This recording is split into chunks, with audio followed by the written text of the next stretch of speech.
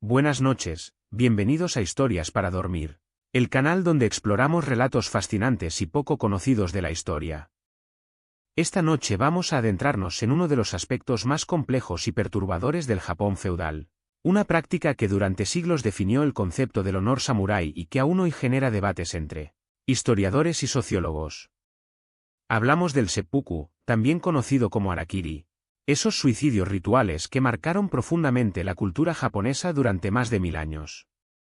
Imaginen por un momento el Japón del siglo XII.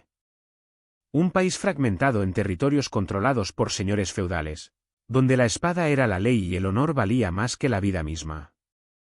En este contexto nació una de las tradiciones más extremas de la humanidad, una práctica que comenzó como un acto de valentía personal y terminó convirtiéndose en una herramienta de control social tan poderosa que podía decidir el destino de familias enteras con una sola palabra.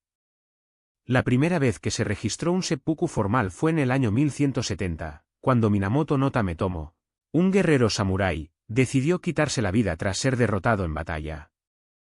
Pero lo que hizo Tametomo no fue simplemente suicidarse, sino que creó todo un ritual alrededor de su muerte. Se vistió con sus mejores ropas, escribió un poema de despedida, y luego, con una ceremonia que duraría horas, se abrió el vientre con su propia espada mientras recitaba oraciones budistas.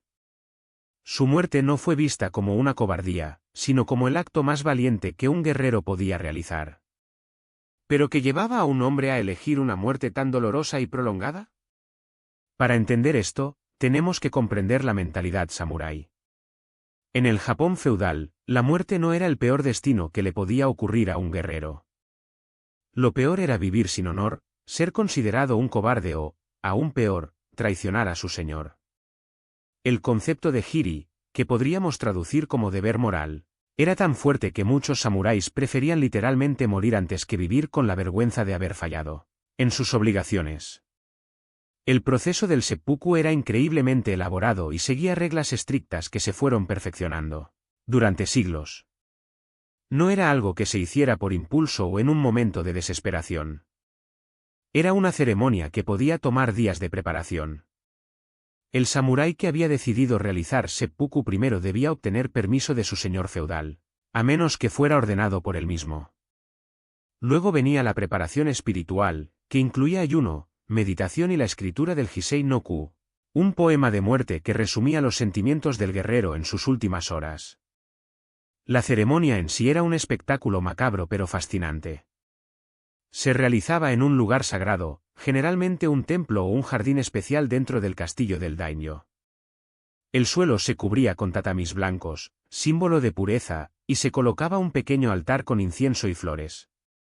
El samurái se vestía con un kimono blanco, el color del luto en Japón, y se sentaba en posición seiza, con las piernas dobladas bajo el cuerpo. Frente a él se colocaba una bandeja lacada con su wakizashi, la espada corta utilizada específicamente para este ritual. Pero aquí viene una de las partes más perturbadoras de toda esta práctica. El samurái no moría solo.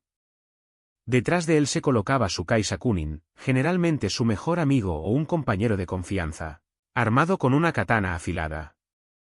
La función del kaisakunin era decapitar al samurái en el momento exacto en que éste se clavara la espada en el vientre, para evitarle una agonía prolongada. Imaginen la presión psicológica de ser elegido para este papel. Tenías que matar a tu mejor amigo en el momento preciso, ni muy pronto porque sería considerado una falta de respeto, ni muy tarde porque prolongarías su sufrimiento innecesariamente. El acto en sí era de una brutalidad indescriptible. El samurái tomaba su wakizashi con ambas manos y se la clavaba en el lado izquierdo del abdomen, justo debajo de las costillas.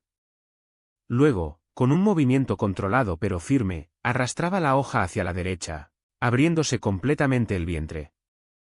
En algunos casos, especialmente cuando querían demostrar un valor excepcional, realizaban un corte adicional hacia arriba, creando una herida en forma de cruz. El dolor debía ser absolutamente insoportable, pero se esperaba que el samurái mantuviera la compostura hasta el final. Lo más escalofriante de todo esto es que el seppuku no era solo una forma de suicidio, sino que se había convertido en una institución social. Los señores feudales lo utilizaban como una forma de castigo que, paradójicamente, Permitía al condenado mantener su honor. Si un samurái cometía una falta grave, como cobardía en batalla o desobediencia, su señor podía ordenarle que realizara seppuku. Esto era considerado más honorable que ser ejecutado como un criminal común, porque le daba al samurái la oportunidad de morir con dignidad y preservar el honor de su familia. Pero la presión social alrededor del seppuku era absolutamente brutal. No era solo una opción personal, sino una expectativa social. Si un samurái fallaba en sus deberes y no se ofrecía voluntariamente para realizar seppuku, era visto como un cobarde sin honor. Su familia entera podía ser deshonrada, sus hijos excluidos de la sociedad samurái, y su nombre borrado de los registros familiares. Esta presión era tan intensa que muchos samuráis se veían literalmente forzados a elegir entre una muerte horrible o una vida de vergüenza total. Uno de los casos más famosos y perturbadores de seppuku masivo ocurrió en 1703, con la historia de los 47 Ronin. Estos samuráis habían perdido a su señor, Asano Naganori, quien había sido forzado a realizar seppuku después de atacar a un oficial de la corte en el palacio del shogun. Los Ronin, samuráis sin señor, pasaron 2 años planeando su venganza contra Kira Yoshinaka, el hombre que había provocado la muerte de su maestro. Cuando, finalmente lograron matarlo, sabían que habían violado la ley del shogun y que serían castigados. En lugar de huir o resistirse, los 47 se entregaron voluntariamente y pidieron permiso para realizar seppuku, lo cual les fue concedido. Su muerte colectiva se convirtió en una de las historias más celebradas del honor samurái, pero también demostró hasta qué punto esta cultura había normalizado el suicidio ritual como solución a los conflictos. La presión sobre las mujeres samuráis era igualmente intensa, aunque su forma de suicidio ritual era diferente. Las mujeres de clase samurái practicaban el higai, que consistía en cortarse la garganta con un tanto, una daga pequeña. Se esperaba que las esposas de los samuráis siguieran a sus maridos en la muerte si estos realizaban seppuku, especialmente si habían muerto en batalla o por deshonor. Una mujer que se negara a realizar higai después de la muerte de su esposo podía ser vista como indigna y desleal. La historia de Hosokawa Gracia ilustra perfectamente esta presión. Gracia era la esposa cristiana de un daimyo que se vio envuelto en una conspiración política en 1600. Cuando los enemigos de su esposo vinieron a tomarla como rehén, ella se negó a ser capturada porque sabía que esto deshonraría a su familia. Sin embargo, como cristiana, no podía suicidarse directamente porque su religión lo prohibía. Su solución fue ordenar a uno de sus sirvientes que incendiara la casa con ella adentro, técnicamente evitando el suicidio pero logrando el mismo resultado. Su muerte fue vista como un acto de honor supremo, pero también muestra la imposible situación en la que se encontraban las mujeres de la época.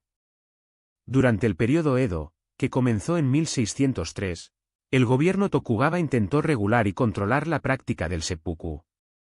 Se dieron cuenta de que estaban perdiendo demasiados samuráis valiosos por razones que a menudo eran triviales.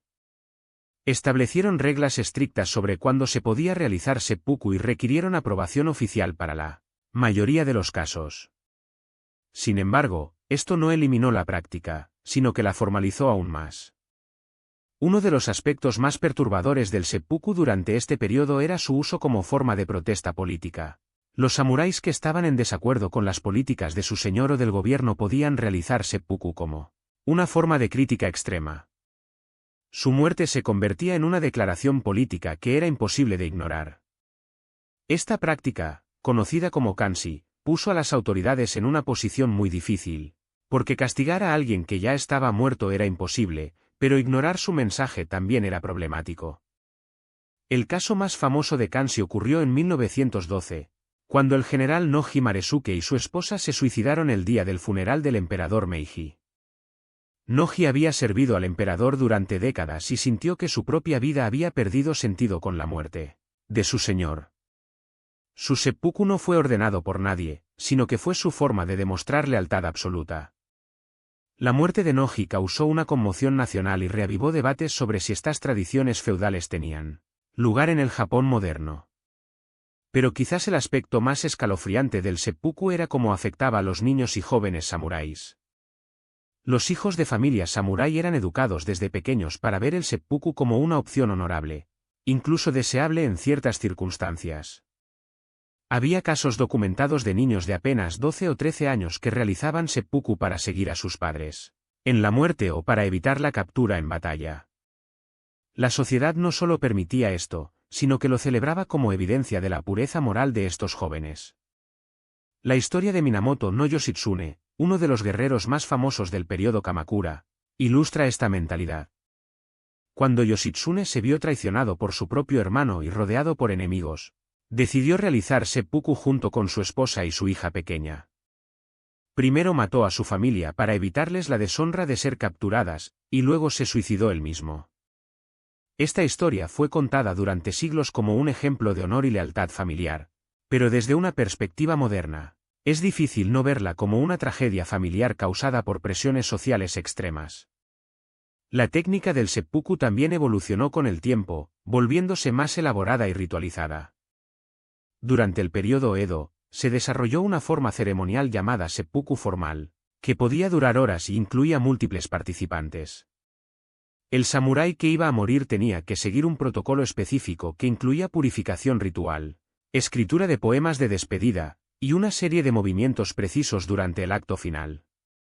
Los espectadores también tenían roles específicos, y había reglas estrictas sobre quién podía presenciar la ceremonia.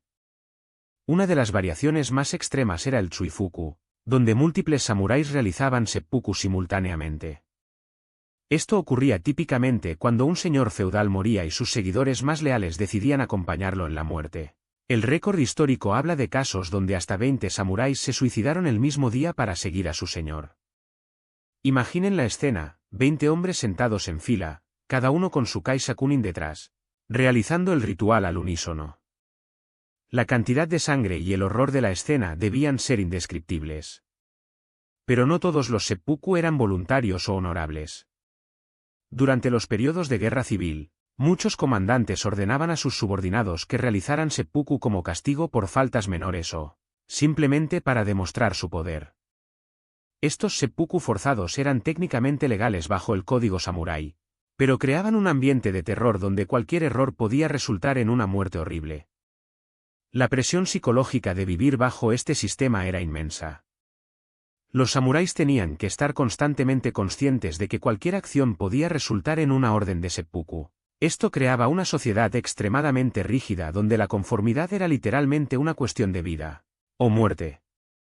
Los registros históricos muestran que muchos samuráis desarrollaban lo que hoy reconoceríamos como trastornos de ansiedad severos, viviendo en constante temor de cometer algún error que los obligara a quitarse la vida. El aspecto económico del seppuku también era significativo. Cuando un samurái realizaba seppuku por razones honorables, su familia generalmente mantenía sus propiedades y su estatus social. Sin embargo, si era forzado a realizarlo como castigo, su familia podía perder todo. Esto creaba un incentivo perverso donde las familias a menudo presionaban a sus miembros para que realizaran seppuku voluntario antes de que fuera ordenado, para preservar el honor y la riqueza familiar. Durante el siglo XVII, surgió una práctica particularmente macabra conocida como seppuku de demostración. Los señores feudales organizaban ceremonias públicas donde condenados realizaban seppuku frente a audiencias de cientos de personas. Estos eventos servían como entretenimiento brutal y como advertencia para otros. Los espectadores incluían no solo samuráis, sino también comerciantes, artesanos y campesinos que eran forzados a presenciar estas demostraciones de poder feudal. La preparación para un seppuku de demostración podía tomar semanas. Se construían plataformas especiales, se preparaban elaboradas decoraciones, y se enviaban invitaciones como si fuera una celebración. El condenado era mantenido en condiciones relativamente cómodas durante este periodo, alimentado con comidas especiales y permitido visitas de familia y amigos. Esta falsa cortesía hacía que todo el proceso fuera aún más perturbador. Uno de los casos más documentados de seppuku de demostración ocurrió en 1651, cuando un samurái llamado Marubashi Chuya fue forzado a realizar el ritual frente a más de 1000 espectadores, después de ser acusado de planear una rebelión. La ceremonia duró más de 3 horas, durante las cuales Chuya tuvo que seguir cada paso del protocolo mientras la multitud observaba en silencio. Los registros describen cómo algunos espectadores se desmayaron por la brutalidad de la escena, Pero nadie se atrevió a abandonar el lugar sin permiso. La influencia del seppuku se extendía mucho más allá de la clase samurái. Los comerciantes y artesanos ricos a menudo adoptaban versiones modificadas del ritual cuando enfrentaban bancarrota o deshonra comercial.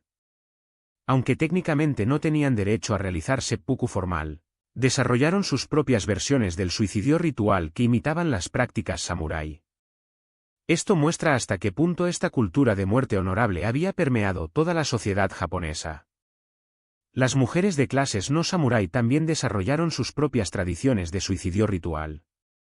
Las esposas de comerciantes que habían perdido el honor de sus familias a menudo se ahogaban en ríos o lagos en ceremonias elaboradas que incluían vestirse con kimonos especiales y escribir poemas de despedida. Estas muertes eran vistas como actos de purificación que podían restaurar parcialmente el honor familiar. Durante el período Meiji, que comenzó en 1868, el gobierno japonés intentó modernizar el país y eliminar muchas de las tradiciones feudales, incluyendo el seppuku. Sin embargo, la práctica estaba tan profundamente arraigada en la cultura que fue imposible erradicarla completamente. En lugar de desaparecer, el seppuku evolucionó y se adaptó a los nuevos tiempos. Los militares japoneses durante la Segunda Guerra Mundial adoptaron versiones modificadas del seppuku, incluyendo los famosos ataques kamikaze. Aunque técnicamente diferentes del seppuku tradicional, estos ataques suicidas compartían la misma filosofía de muerte honorable por el emperador y la patria. Los pilotos kamikaze seguían rituales similares a los del seppuku, incluyendo ceremonias de purificación, escritura de poemas de despedida, y la creencia de que su muerte los convertiría en espíritus protectores de Japón. El último seppuku oficialmente reconocido ocurrió en 1970. Cuando el escritor Yukio Mishima se suicidó ritualmente después de un intento fallido de golpe militar. Mishima siguió el protocolo tradicional casi exactamente, incluyendo la presencia de un kaisakunin y la escritura de un manifiesto político que servía como su poema de muerte. Su seppuku causó conmoción internacional y reavivó debates sobre el lugar de estas tradiciones en el Japón moderno. La psicología detrás del seppuku revela aspectos profundamente perturbadores de la naturaleza humana.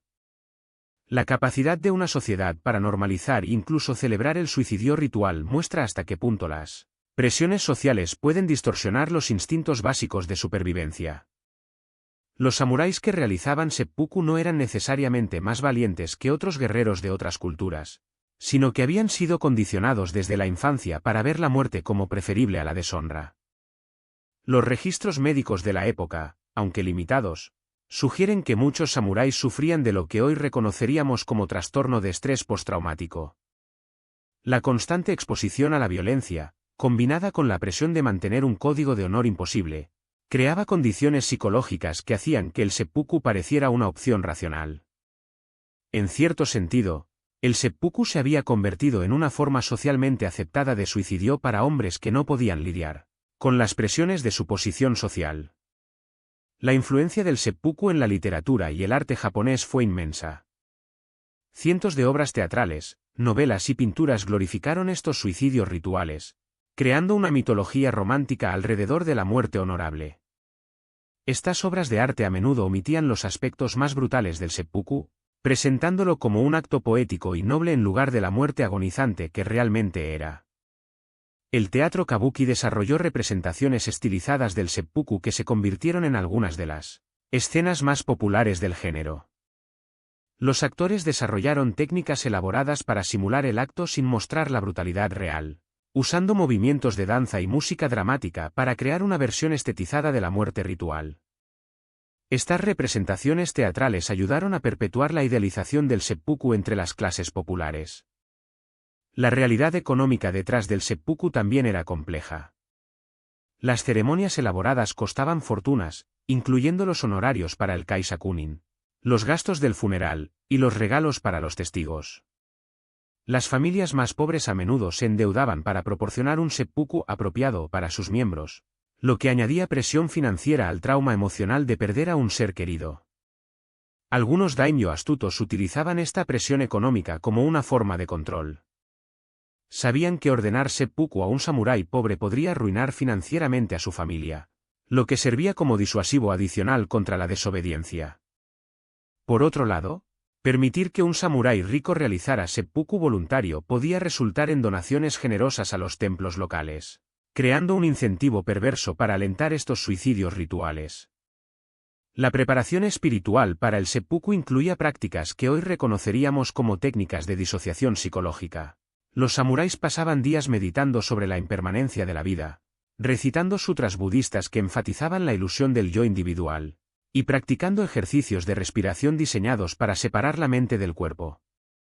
Estas técnicas probablemente ayudaban a reducir el miedo y el dolor durante el acto final, pero también muestran hasta qué punto la sociedad había desarrollado métodos para facilitar el suicidio ritual. El legado del seppuku en el Japón moderno es complejo y controvertido. Aunque la práctica ha desaparecido oficialmente, su influencia persiste en aspectos sutiles de la cultura japonesa, incluyendo las altas tasas de suicidio, la presión social extrema en el lugar de trabajo, y la tendencia a ver el fracaso personal como una deshonra familiar. Los psicólogos japoneses han identificado conexiones entre las tradiciones históricas del seppuku y los problemas modernos de salud mental en el país. Al final, la historia del seppuku nos confronta con preguntas incómodas sobre la naturaleza del honor, la presión social, y los límites de la conformidad cultural. ¿Era realmente honor lo que motivaba a estos samuráis? ¿O era una forma extrema de control social que utilizaba el miedo a la deshonra para mantener el orden feudal? La respuesta probablemente incluye elementos de ambos, lo que hace que esta práctica sea aún más fascinante y perturbadora.